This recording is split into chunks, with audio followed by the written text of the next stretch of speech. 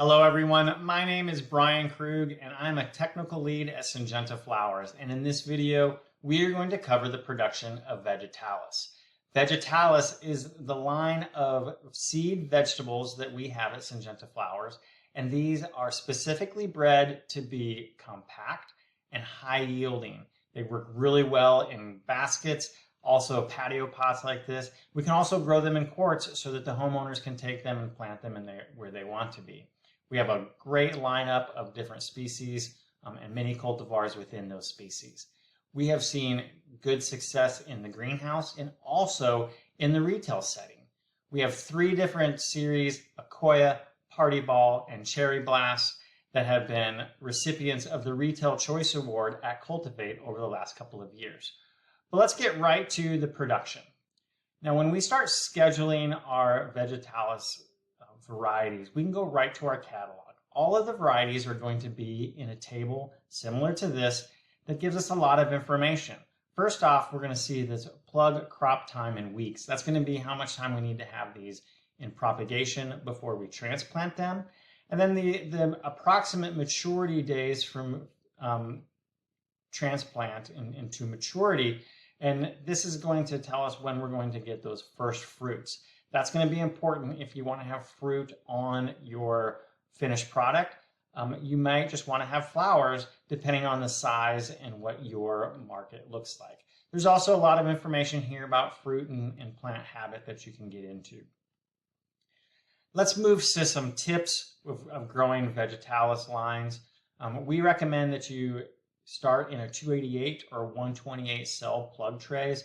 This really makes management in propagation a whole lot easier. It's a smaller footprint than starting from our finished size container, but moisture management and temperature management and irrigation is going to be a whole lot easier with those smaller trays.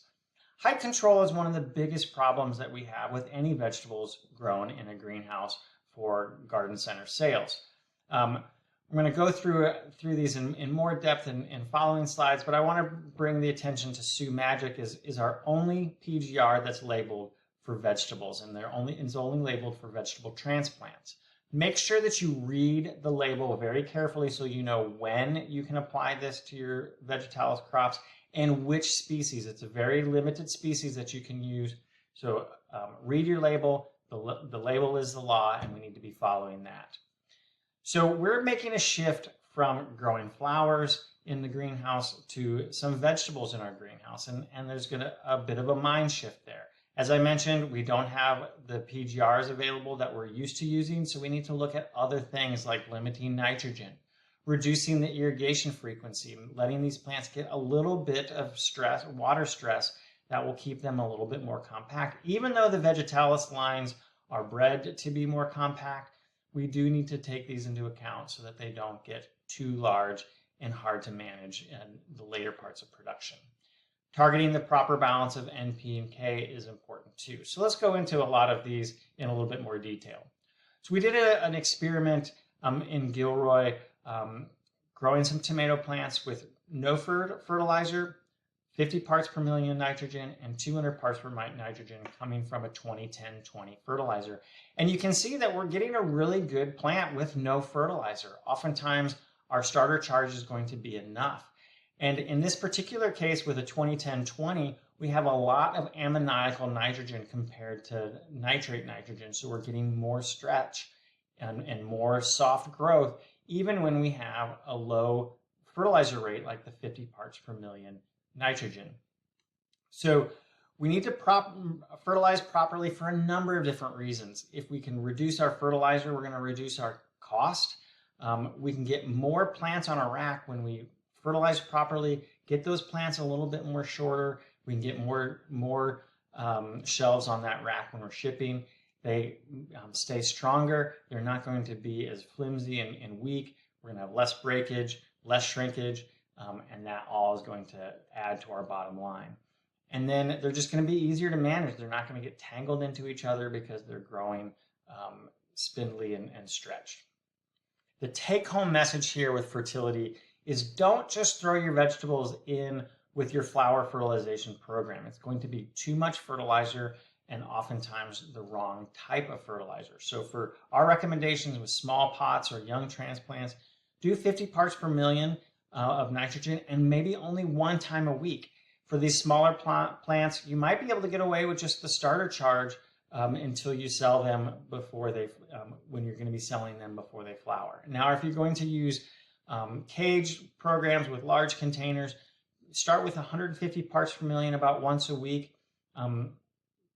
Use something that's specifically for vegetables, or something that has a CalMag fertilizer, more nitrate of nitrogen, and then low phosphorus, because that phosphorus can help promote some stretch.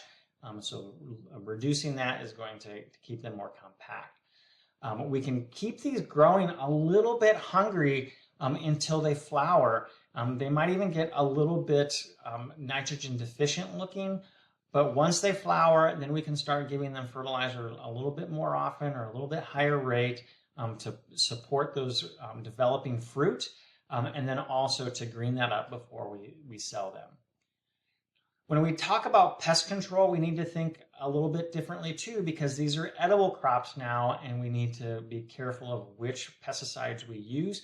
If you go to the Greencast website from Syngenta Plant Protection, you can get these guides of growing edible crops or growing basil, and it's going to give you some guidelines and suggestions of which pesticides you can use on different crops and to control different insects and diseases.